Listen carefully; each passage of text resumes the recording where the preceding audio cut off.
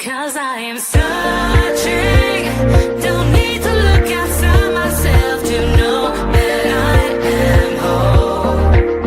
And I've been learning, living through the darkest storms, and I've come into my own.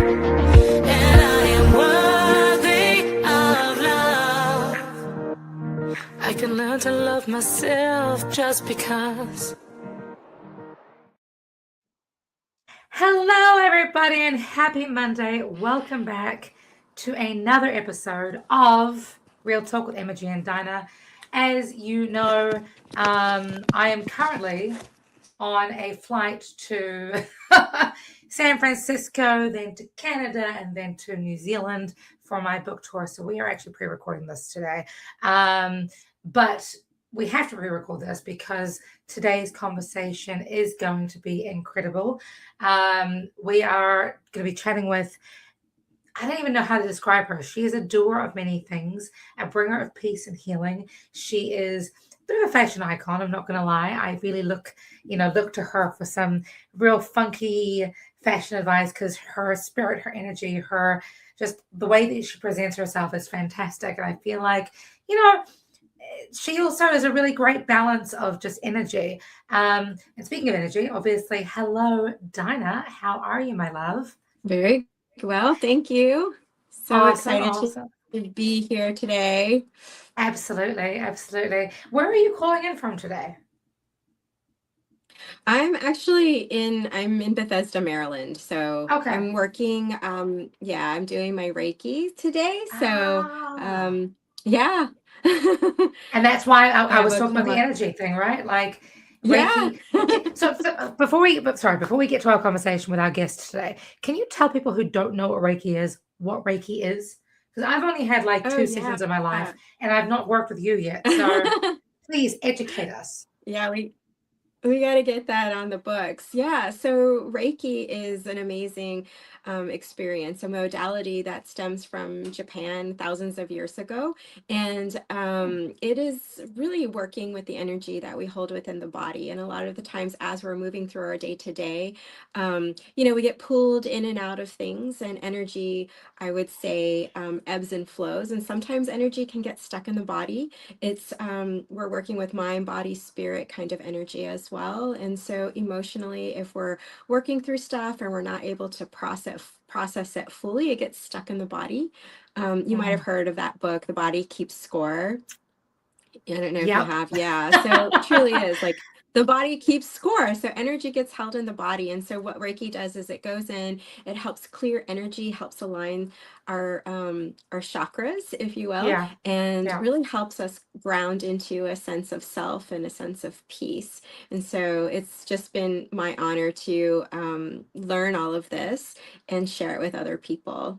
That's awesome. Stress is real in this world. And so this is true. It's funny. Sorry, carry on. Oh yeah. We got to come at it in different ways, right? Yeah. Yeah. We do songwriting to help release it. We go to therapy. We run, we work out. And I would say that Reiki is just another form to help work with that energy. What we can't I love see. that. I love that. It's funny because I actually referenced the body holds the score in my book, Mental Health Sounds Like This. So I love that you bring that up because obviously Reiki is one aspect of it. And songwriting and music, singing, that's another aspect of it. And of course, you and I will be announcing a special collaboration for something very fun that will be incorporating all of that later on. But I think that the cool thing about, again, our different approaches is that our guest today has another approach, and she's just launched a course and she runs a podcast of her own. She is all about, helping people heal from whatever they're holding on to. Please, ladies and gentlemen, put your hands together for our guest, the one, the only, Marya Kazmi. Oh, the crowd goes wild. Hello. How are you? Hi. Welcome, Marya. This is exciting. I'm so glad to have you here. Thank you. It's such an honor to be here. And what a beautiful intro. I really appreciate that. I felt very seen and I love that. I didn't even think about myself in so many ways. It's lovely to be here with both of you. We never think of ourselves in so many ways, right? But I Mhm. think that's the cool thing about being a creativepreneur or a holisticpreneur is that we have so many different sides to ourselves that we kind of just take for granted, and don't necessarily understand or recognize the impact we have on the rooms that we enter. So, as you know, for those who don't know you, what's Maria's way of introducing who Brown Girl Interrupting is? All right, so I am Marya Kazmi, also known as Brown Girl Interrupting. I am a daughter of immigrants from Pakistan and Bangladesh, raised in a Muslim family. And throughout my life, I have been interrupting the status quo, which just means I push against ideas and things happening. And the journey has taken me in many different directions, but what I have learned is that when challenging moments come, I turn my pain into my power. So a lot similar to many things I'm sure both of you are doing all the time. But and this journey really started to lift off in my writing when I had left a 17-year marriage that was very manipulative, narcissistic. It was painful and was in a place of just trying to discover myself again. I became the creativepreneur, right? I started writing. I created a talk show. I have a course, and the story keeps going on and on. It continues to evolve every day of how I believe my lessons learned and my professional experience all come together to get us all to have self-empowerment and come home to ourselves in what that means for us individually. Yeah, I love that. I caught Emma say that you have just launched a course. Can you tell us a little bit about that process and why you decided that this was something you wanted to create and to share with others? I'm very curious because I might want to sign up. You definitely should, and I would love to have you there. So the course itself is called Empowerment Unlocked. And so you'll notice that everything in my world is about power and empowerment and pain and how do we heal from all of it. The course really came from the years of writing and then the show. And really, I came to realize that along the way, I have been putting tools into place that I have learned from others, from my own understanding of self that have helped me get from the place of this lost woman at 40, not knowing who I was, what was important to me, feeling so much pain and my voice gone, to this empowered woman who is a creativepreneur, right? Like I do all these things and raise 4 children, but it happened through processes. And so I took this whole idea of everything that I have lived, as well as my skills in facilitation and course development and education as an educator of 25 years. And I created the course around my framework, which is called Return. And return is the idea that we are coming home to ourselves by remembering, by examining those patterns that we have, by transforming our mindsets, unlearning our behavior patterns, and then finally nurturing ourselves and giving ourselves grace as we sustain that learning. So the course takes you through 5 weeks of going through that process of what are the things you need to remember about your socialization, about your patterns, about messages you've been given, and which of those have served you and which of those have not. And how do we start to unlearn the mindsets that need to shift and then the behaviors that need to really transform and sustain them. One of the things that I've witnessed over the last not many years, but the last few years that you and I have been friends, is that you don't just talk about what you do, you really walk the walk. And one of the things that in that space that I have really sort of, I guess, identified with is the way that you introduce yourself. We talk about, sorry, I'm going to sneeze. Nope, I'm good. Okay. We talk about, yes, honoring our power, honoring those histories, but you don't even start with that. You start with your story. You start about, with your roots. You start with where you come from, and obviously growing up in New Zealand and Fiji, where where I was raised, we have a very similar kind of way of introducing ourselves. We, talk about where we come from, talk about our history, talk about our connection with source, with the earth, etc. And I think that's a really powerful thing for many people who have lost sense of their identity. I'm not yet 40, but I can imagine that has had a huge impact on how you help people navigate their forward identities. Can you speak to that a little bit? Yeah, I love that you elevated that and saw that. So it's something that I learned actually, again, like my combination of my life is all the things connected, but it came from working in the department that I work in a school system. And we really are intentional because, when people say introduce yourself, we generally introduce ourselves with titles, right?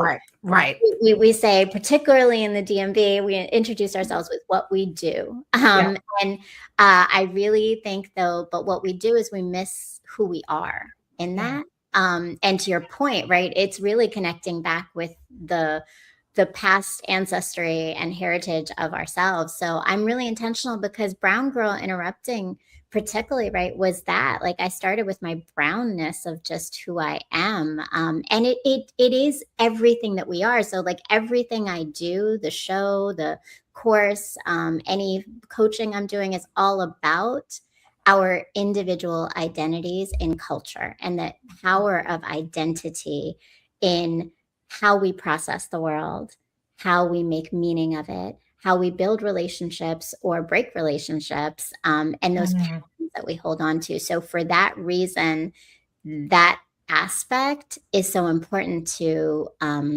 come as our full selves. Otherwise, we come sometimes a representative or what we think people want us to be. So that's one of my ways of, living in the fullness of who I am and honoring and wanting others to do the same. Sorry, I like that representative word. I think that might be the name of my next album. Representative. Yeah. And I'm like using it as a thread because, Brown Girl Interrupting, this podcast is part of the creativity of sharing your experience and maybe bringing in, other people into your world. Like, what was the spark behind that? What was like, oh, I really want to share my story, my energy, and to like, for me, I think when I listen to you, it's like very empowering as a listener. What sparked that in you? So thank you. I think it was actually multiple things that got there. The empowerment of me was my writing. So before there was the show, it was my writing. And that came from, honestly, like, I think it was just like, I need to process all of this. I need to figure it out. And I realized that I liked writing and that writing was working for me. And I was journaling these things. So why not try to just write it and share it with others? And it started as this tiny little blog that I sent to like 5 friends. and then it kept expanding and those friends sent it to other people and I would meet people. And I was writing about like, how do you heal when your children hate you? Like, how do you get through that when you feel like you don't know who you are and whether or not you even think you're worthy, right? Like, and I was writing very honestly and openly and vulnerably. And along the way of writing, I would meet people who would resonate with my words, but then also share their stories with me.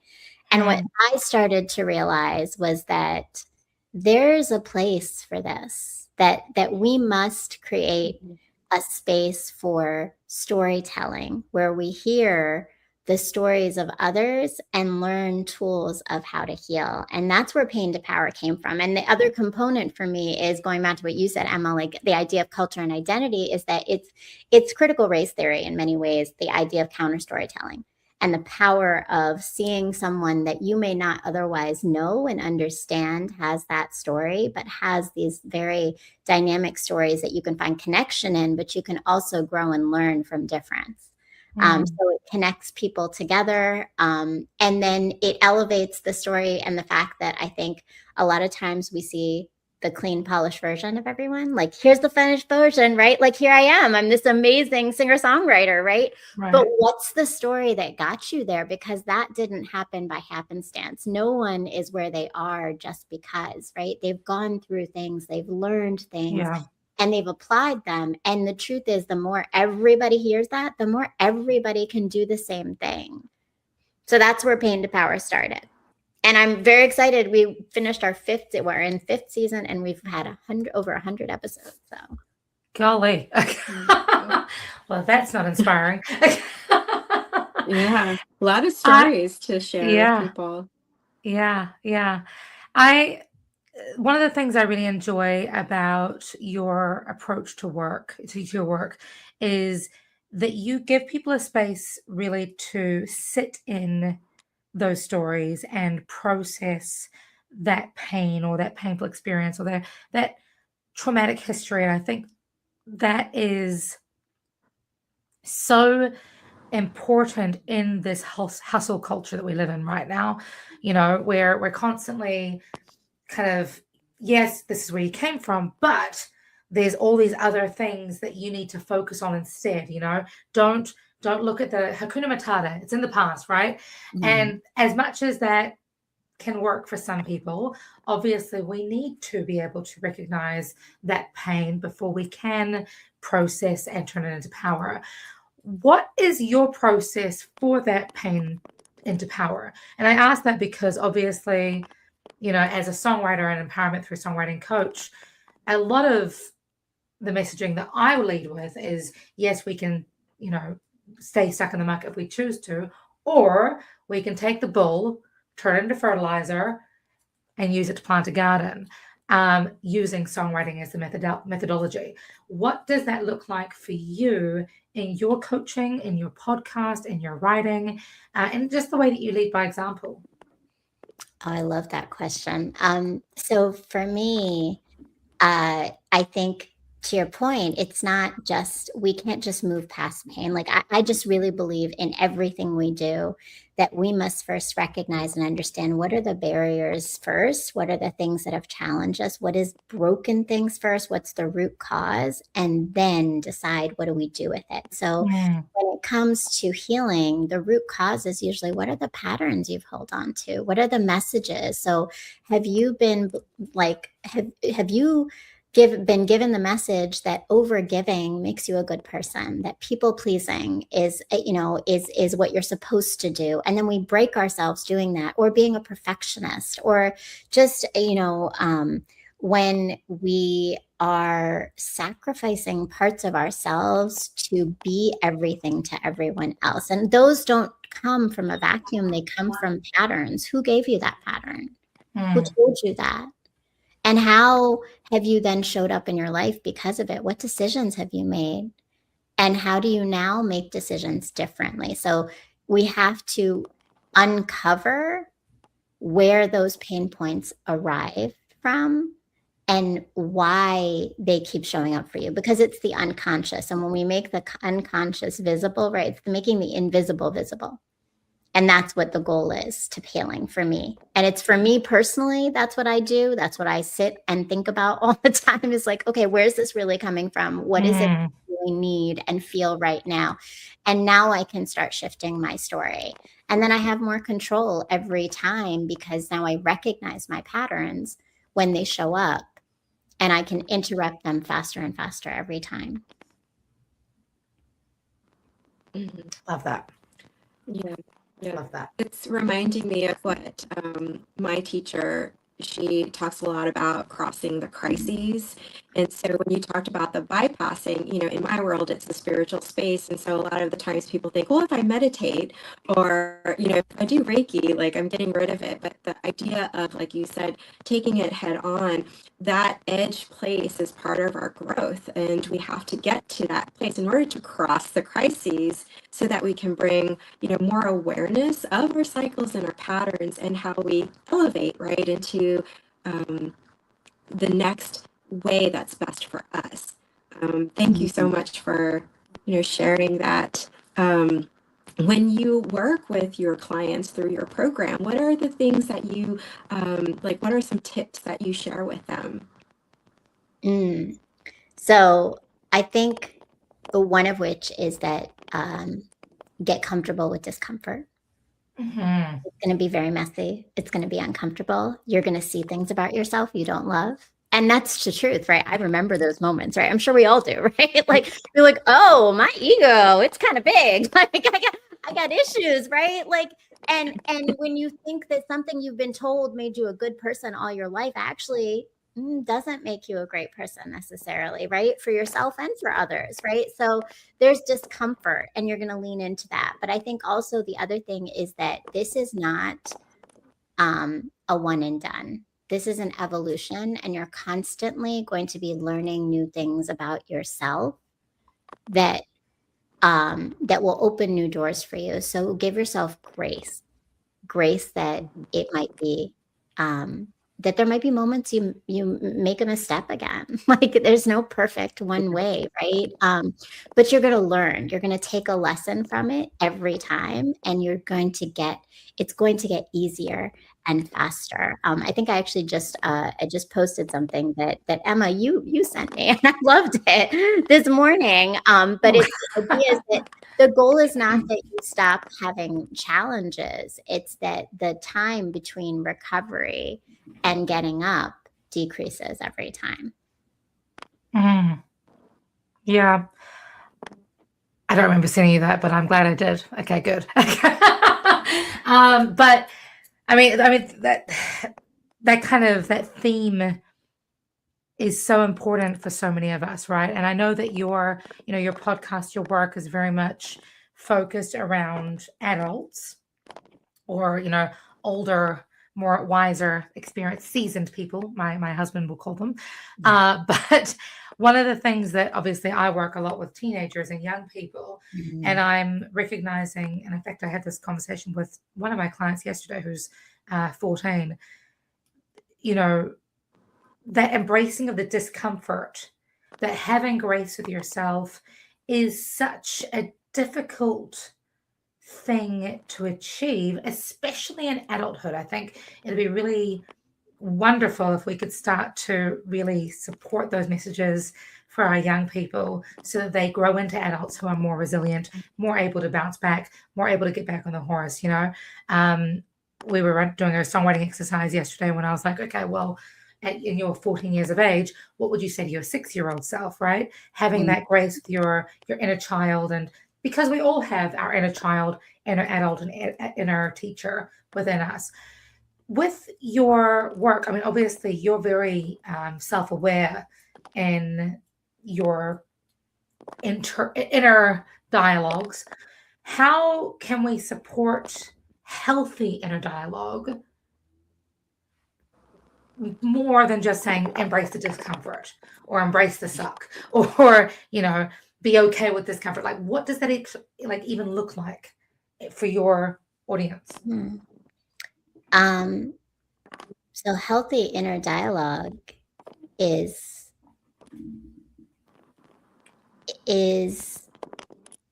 not saying the negative about yourself, right? Like having faith and knowing that things are going to be good. And then I think also like really recognizing and knowing who you are. What are the things that make you wonderful and amazing and powerful, right? And so many of our young people get clouded by things and don't see those things. So to your point, I wanted to say, like, I really love that you brought in kids, younger people, because I think for me, I believe that if we did this work earlier in life, if we sat and we had young teenage girls and young teenage boys start having these return conversations, we actually would make it a much healthier adult life for them, right? Like they won't make the major errors that some of us make because we've held on to those things for so much longer, right? Yeah. But I think that that's the big place, is that it's the mindset of believing in yourself.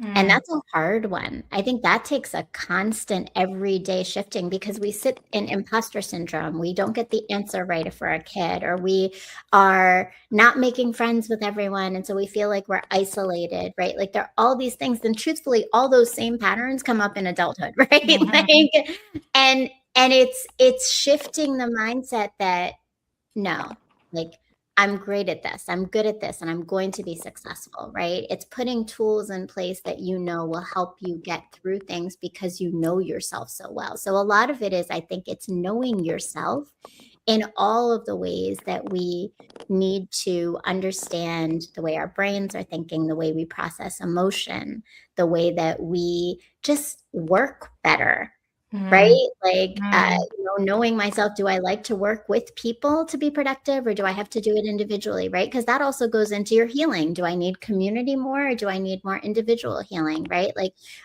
so I think all of that is the messages that I would say are concrete things we can start to do on a daily basis.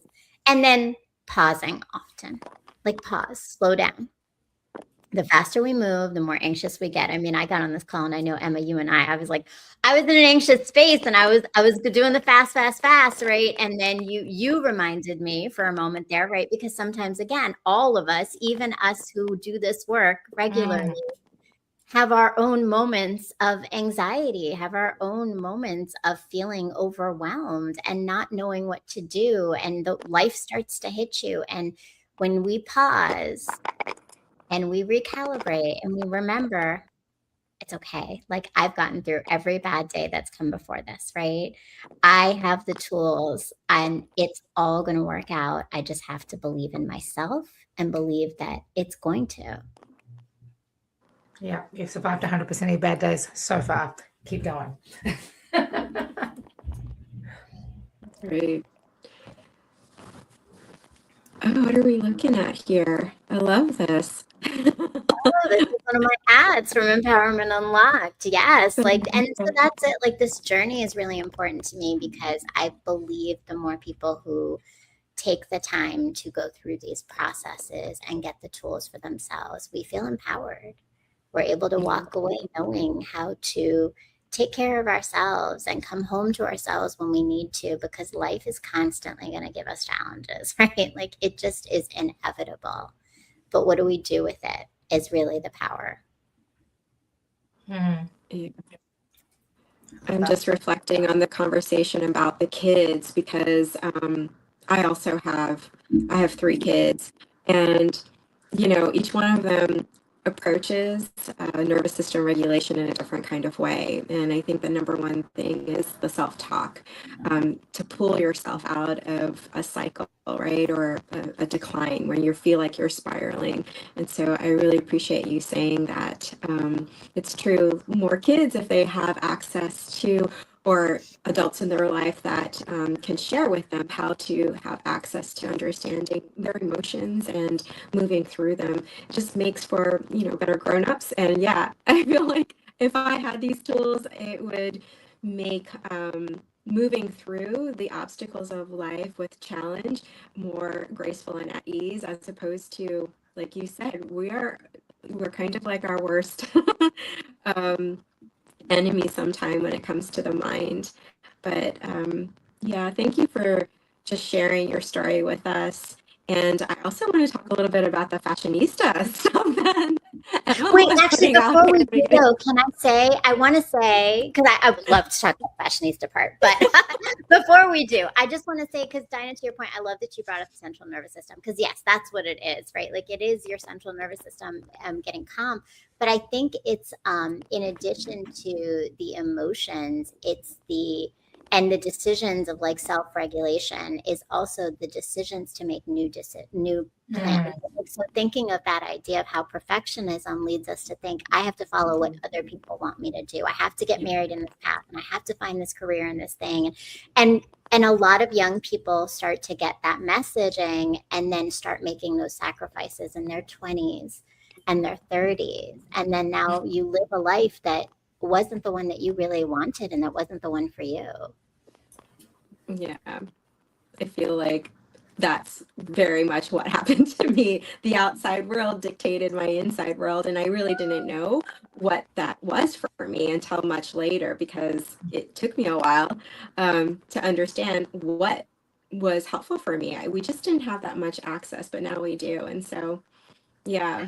But if we can talk a little bit about, empowering ourselves through the like amazing clothes you wear and the style decisions, like maybe that'll be easier for us to move through the hard times. But that's a big word too, right? You have to love what you look like when you wake up in the morning. Like even during the pandemic, I was all dolled up. I wore like dress clothes because it made me feel better. Like there's a real thing about like your energy shifting and your positivity because of just the physical way that you take care of yourself.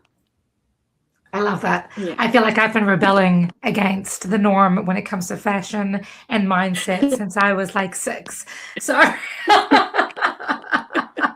think, yeah, that rebellion be real.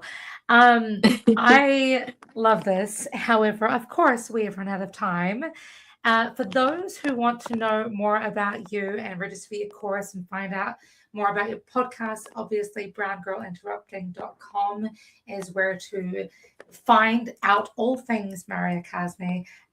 But before we sign off for the day, Marya, do you have any kind of like words of wisdom that you want to share with our viewers, or a challenge maybe that people can take on for the rest of this week so that they too can start to process their pain into power?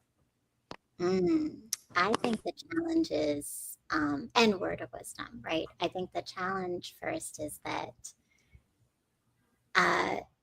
watch yourself, like watch how you move through your world this week and the relationships and the conversations you have, and notice when you're making a decision that isn't really the one you want to make. Are you saying yes to something that you really, really want to say no to? And why?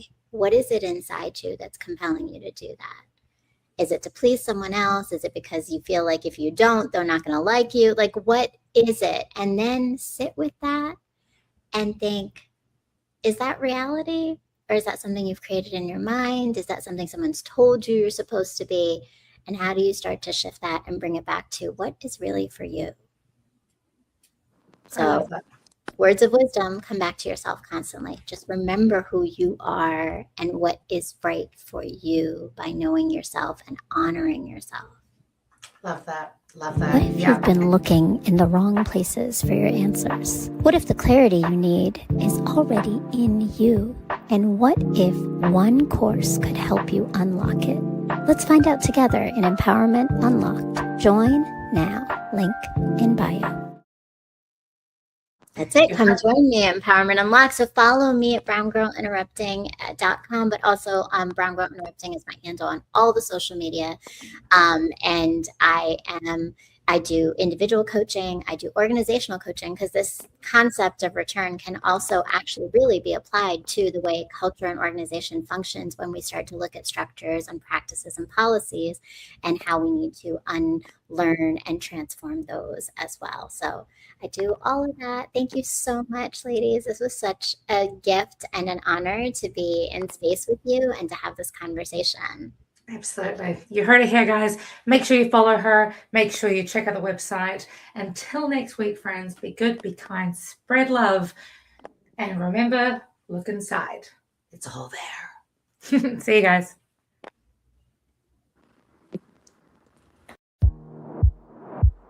Cause I am searching, don't need to look outside myself to know that I am whole. And I've been learning, made it through the darkest storms, and I'm coming to my own. And I am worthy of love. I can learn to love myself just because